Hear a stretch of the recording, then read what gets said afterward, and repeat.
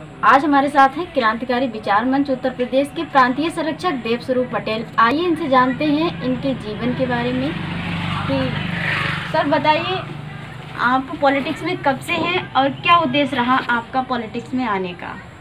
मैं कक्षा 9 से ही सामाजिक गतिविधियों में रहा हूँ। छात्र जीवन से ही कक्षा 8 गांव में, अपना बड़ा गांव, अपने जन्मस्थली से पढ़ाई करने के बाद जब मैं बीशलपुर आया तो मैंने देखा कि गांव देहात के गरीब छात्र, उन दिनों में लाइट नहीं थी, कुछ नहीं था, तो वो स्टोव और उससे अंगीठी पर खाना बनाते थे। बुरादा तक नहीं मिलता था। मिट्टी तेल शहरों में दिया नहीं जाता था क्योंकि वो कहते राशन कार्ड लाओ। जो बच्चे पढ़ते थे उनका राशन कार्ड नहीं होता था। हमने जीवन की पहली शुरुआत कक्षा 9 में बहस की, क्योंकि एक नहीं हजारों बच्चे सभी कॉलेजों में, SRM कॉलेज, अमृता कॉलेज, जनता कॉलेज, तमाम कॉलेजों में, और मैंने बोकारी किया वहाँ पर। उसे राजनीति तो नहीं कहेंगे, समाज सेवा ही कहेंगे, और मैं समाज सेवा की बात की कि वहाँ पर जब हमने ज्ञापन दिया उपजिलाधिकारी महोदय बीशलपुर को, किसी अपने गुरुजी से पूछकर कैसे लिखा जाए पहला, क्योंकि छात्र हैं तो विद्यार्थी थे, किसी पूछना पड़ता है, तो ये भी सोचा कि किसी नेता को लिया जाए, लेकिन देखा कोई मदद नहीं करेगा, तो हम छात्र लोग इकट्ठे होकर बीशलपुर तहसील चले गए और हम लोगों ने ज्ञापन दिया कि साहब हम गाँव के बच्चे हैं, हमारा किराया आधा बसों करा जाए और हमें जो है 1 लीटर या 2 लीटर हमारा जो परिचय पत्र है पढ़ाई का, कॉलेज वाला आई कार्ड, उस पर हमें 2 लीटर प्रतिमाह डीजल वो मिट्टी तेल दे दिया है अपने अपने मोहल्लों कोटेदारों से सरकारी, जिससे हम लोग अपना स्टोव जला सकें या अपनी लैंप या डिब्बी जला सकें, कि उसमें लाइट भी नहीं आती थी, सोलर का नाम ही नहीं था।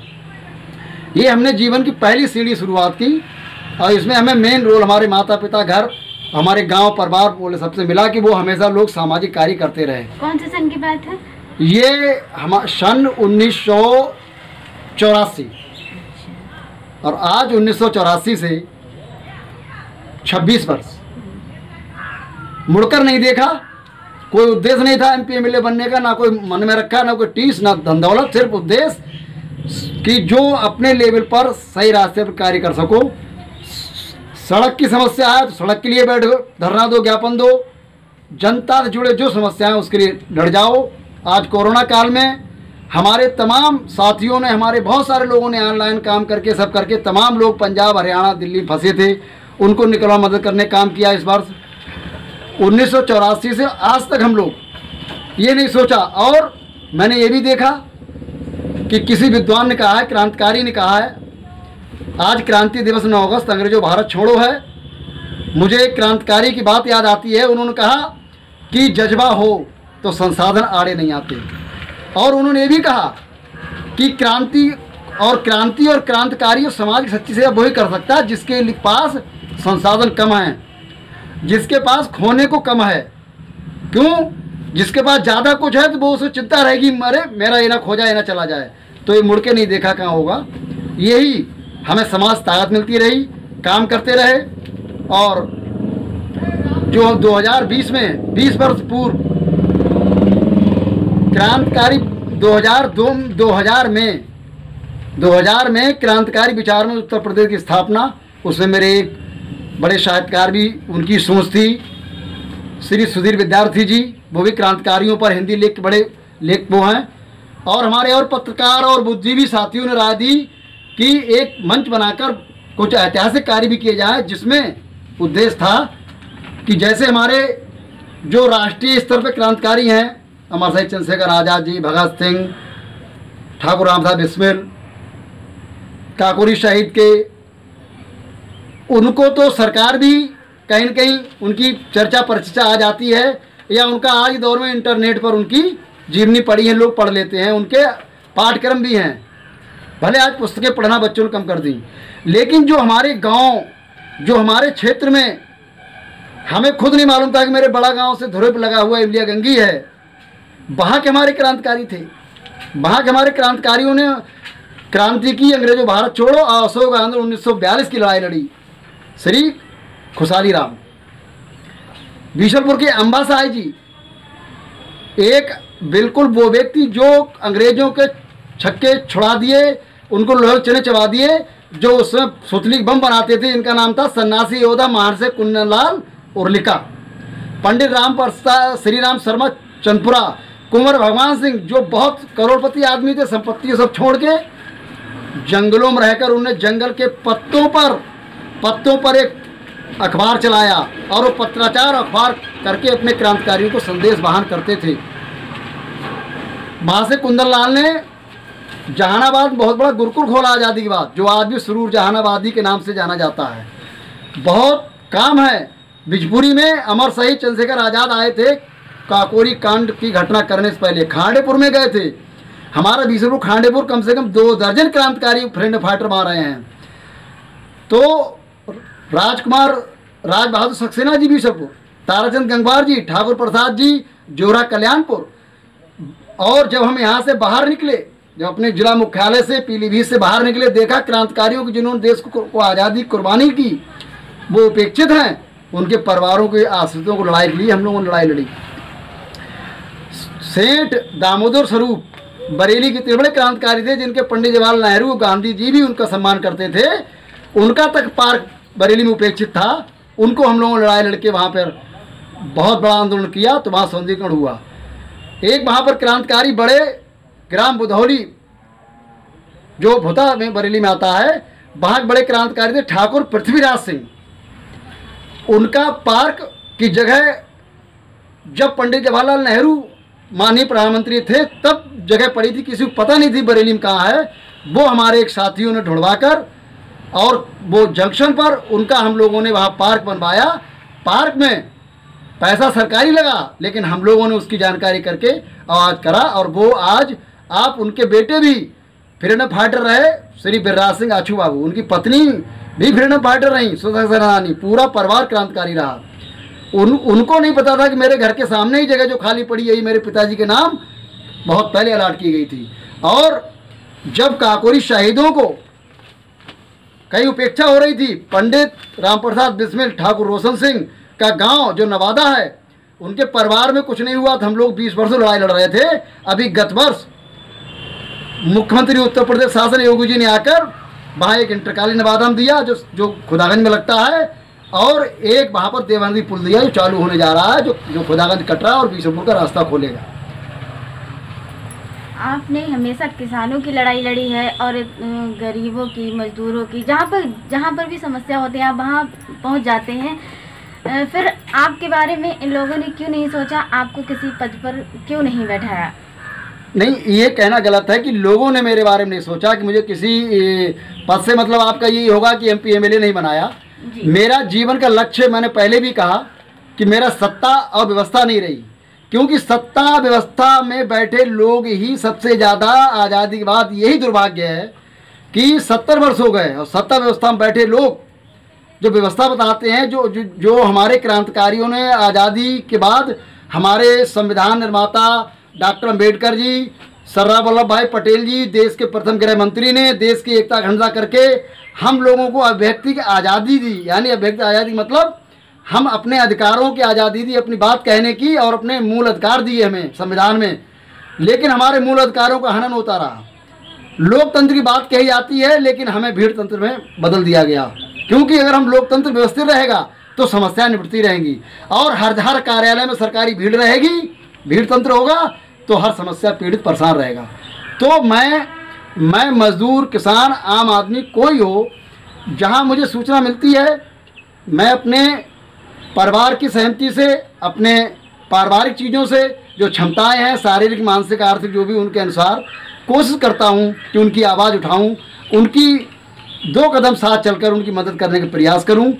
मेरा कोई किसी प्रकार का उद्देश्य पद पाने का नहीं।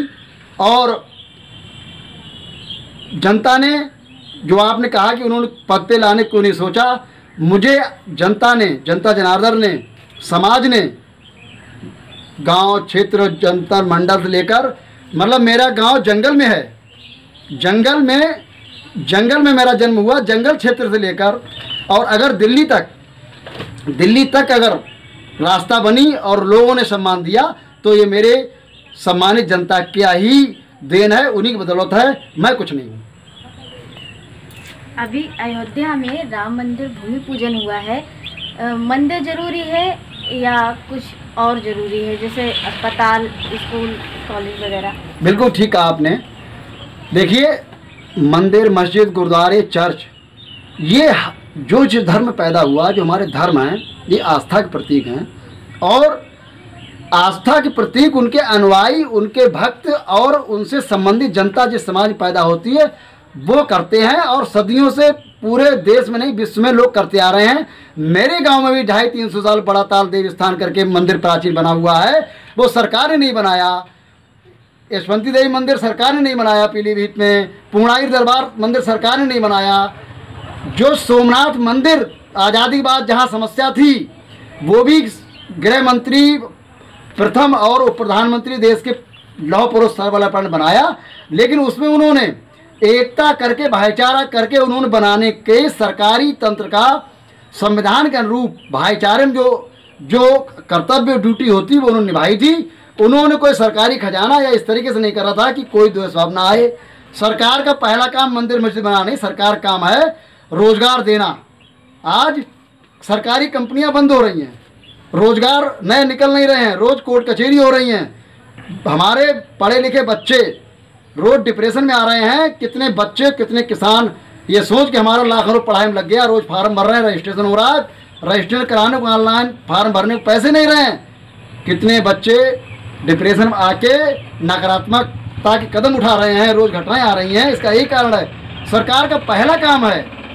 और बार बार कहूँगा कि पहली ड्यूटी है सरकार की रोजगार परक शिक्षा, भयमुक्त समाज, किसान को उसके फसल का, उसकी लागत और उसके उचित फसल का मूल्य, और मजदूर को उसकी मजदूरी, वो भी जिस दिन काम बंद हो उसी दिन उनकी मजदूरी मिल जानी चाहिए, क्योंकि अगर वो रोज काम करके मजदूरी नहीं मिलेगी तो क्या खाएगा। और व्यापारी को सुरक्षा और बड़े उद्योग सरकारी जिससे रोजगार मिले, ये काम वर्षों से होना बंद हो गए हैं। ये काम करना ही सरकार की प्रथम ड्यूटी है और इसी से हमारा देश आगे बढ़ेगा। हाँ, इतना जरूर है कि अभी जो अयोध्या में श्री मर्यादा पुरुषोत्तम भगवान राम का भव्य मंदिर का पूजन हुआ, इसमें भी एक बात है कि ये मंदिर, कुछ लोगों ने कहा कि भाई ये मंदिर का पूजन, ये मर्यादा पुरुषोत्तम भगवान राम का मंदिर बन रहा है या भाजपा का?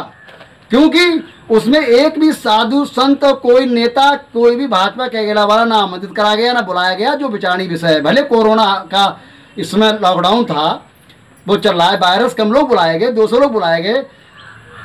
राम मंदिर का जो वहाँ का जो सबसे प्रकरण पहला था, स्वर्गीय इस देश के बहुत ही युवा और बहुत ही योग्य जो देश में कंप्यूटर लाए थे, स्वर्गीय राजीव गांधी जी ने प्रधानमंत्री रहते हुए ताला खोला था। और ताला खुला तो कोई विवाद नहीं हुआ। एक तरफ नमाज पढ़ी जा रही थी, एक तरफ वहाँ पर पूजन होता था। लेकिन जब लोगों ने उसे राजनीतिकरण दे दिया अपने फायदे के लिए, तो ये द्वेष भावना आई लोगों में। आज देखिए, पूजन के बाद तमाम सोशल मीडिया पे तमाम चीज़ों की प्रतिक्रिया आ रही हैं जो समाज, देश के लिए, सरकार के लिए, हमारे आप जनता के हित में नहीं है। पिछली सरकार के अपेक्षा इस सरकार में आपराधिक मामले बढ़े हैं या कम हुए हैं? अपराध तो निश्चित बढ़े हैं। हाँ, इतना एक चीज़ सही है उत्तर प्रदेश हमारे माननीय योगी जी की सरकार में कि आज क्रांति दिवस भी मैंने अभी सुबह सुबह न्यूज में देखा कि मुन्ना बजरंगी जैसे बड़े माफिया और एक विधायक महोदय, भी मैं नाम मिस हो रहा हूँ, संभवतः भाजपा के विधायक थे, उनको भी उन्होंने कई राउंड गोली मारकर उनको मार दिया था। उनको आज, उनका नाम था राकेश, शायद राकेश पांडे, आज लखनऊ के एसटीएफ ने उनका एनकाउंटर किया घेर के। वो वांटेड थे, 1 लाख के इनामी थे। ये बात सही है कि जो बहुत बड़े लेवल अपराधी हैं पकड़े जा रहे हैं। जब वो पुलिस पे हमला करते, जनता हमला करते हैं, तो गोलीबारी में एनकाउंटर भी हो रहे हैं। ये तो सरकार का अपराध रोकने के लिए एक अच्छा कार्य है। लेकिन ये भी है कि संविधान के दायरे में रहते हुए उनको अगर पकड़कर, समझाकर, और उनको जो काम नक्सलाइट एरिया में हो रहा है, कश्मीर में हो रहा है, कि भाई उनको समझाओ, उनको रोजगार दो कि आप भटक गए हो। कोई अपराधी जन्म से माँ के पेट से नहीं होता है, समाज उन्हें बनाता बिगाड़ता है। तो जो अच्छे लोग हैं, साधु संत हैं, सामाजिक लोग हैं, धार्मिक लोग हैं, सरकारें हैं, उनको प्यार से, कड़ाई से, उनका सख्ती करके भी जेल हमारा जेल नहीं है, जेल में का असली नाम है सुधार गृह। और जेल में इंसान रहते, जानवर नहीं। सुधार गृह का मतलब यही है कि वहाँ जाके लोगों को थोड़ा बंदिश होगी, शक्ति होगी, वो वहाँ अपने परिवार दूर होंगे तो तपस्या करेंगे, सोचेंगे, विचार करेंगे कि अरे कभी मुझे एक बार क्रोध आया था, अरे कभी मुझे एक बार मैंने गलती की थी, तो आज मैं अपने परिवार दूर हूँ, जेल में हूँ और ये सुधार गृह है। मुझे यहाँ लोगों ने समझाया है कि अब दोबारा जेल बाहर जाओ, गलती मत करना। सरकार में अपराध बढ़े हैं, अपराध जब तक नहीं रुकेंगे, अपराध बहुत महत्वपूर्ण प्रश्न आपने किया है, अपराध उसी दिन रुक जाएंगे जिस दिन पीड़ित को थानों में न्याय मिलने लगेगा, तहसील में न्याय मिलने लगेगा। क्योंकि पीड़ित पिट कुट के अपने घर बैठा होता है और जो आरोपी होता है, जिसने घटना की होती हो, वो किसी न किसी माध्यम थाने पहले पहुंच जाता है, या वो किसी आज जो तकनीकी हैं ऑनलाइन, उनके माध्यम से फर्जी घटना बना के कोई न कोई आपराधिक जिसको उसने प्रताड़ित किया है, जो असली पीड़ित है, उसको बोना उसके खिलाफ कार्रवाई करा दे। उससे बचने के लिए वो एक फर्जी घटना पहले रजिस्टर्ड करा देता है। इसी वजह से केवल एकमात्र कारण है जो बार बार मैंने कहा है और मैं ज्ञापन भी देता हूँ, और इसके लिए जरूरत पड़ी तो फिर बड़ा आंदोलन करूँगा। अभी लॉकडाउन बार बार हो रहा है और कोरोना वायरस है, मैं उसका अनुपालन करता हूँ, हमारे साथी अनुपालन कर रहे हैं, लेकिन जो भी होगा व्हाट्सएप से ऑनलाइन मैं बार बार अधिकारी महोदय शासन को आग्रह करूँगा, बैठे शासन लोग, कि जब तक थानों में पीड़ितों को और आरोपियों को एक नज़र से देखा जाएगा तब तक ये निश्चित तौर से अपराध और बड़े अपराध। और दूसरी बात, जैसे बीमारी होती है, सर्दी जुकाम बुखार हो जाए, अगर उसका तत्काल इलाज ना हो, सावधानी ना बरती जाए, काढ़ा आदि ना पिए, तो वही बुखार सर्दी जुकाम बड़ा रूप ले लेता है, टाइफाइड वायरल म्यादी बुखार होकर और कभी कभी जान तक चली जाती है। ऐसे ही छोटी समस्या, मेड़ की हो, रास्ते को छोटा पीड़ित व्यक्ति किसी की समस्या लड़ाई झगड़े की है, अगर थाना कचहरी वाले तत्काल उसको जो ध्यान देकर अगर उसका न्याय कर दें, निर्णय कर दें, वो भी न्यायप्रिय, न्याय संगत, निष्पक्ष, तो निश्चित तौर पर वो समस्याएं बड़ी नहीं बनेंगी और ये समस्या निस्तारण नहीं हो रहा है। इसीलिए गरीब दबता जा रहा है, आम जनता न्याय भटक रही है, और जो माफिया हैं, षड्यंत्रकारी आरोपी हैं, वो निश्चित तौर से आप देखिए विकास दुबे जैसा व्यक्ति जिस पर 5 दर्जन बड़े अपराध अपराधिक मुकदमे थे और वो घर पे बैठे एसी में लेटा हुआ था, वो जब तक नहीं पकड़ा गया, जब तक हमारे प्रदेश के जाबाज 8 पुलिसकर्मी शहीद नहीं हो गए, तब तक वो पकड़ा नहीं गया। वो भी पकड़ा के आ गया, सिलेंडर हुआ है। तो ऐसे एक विकास दुबे नहीं, बात विकास दुबे की नहीं।